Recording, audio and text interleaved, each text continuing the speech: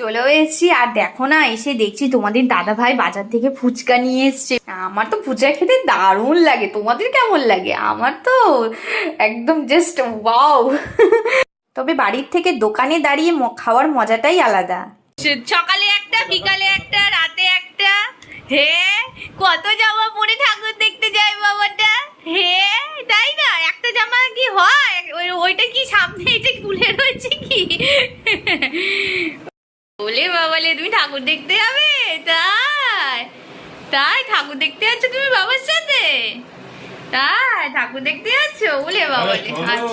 এই যে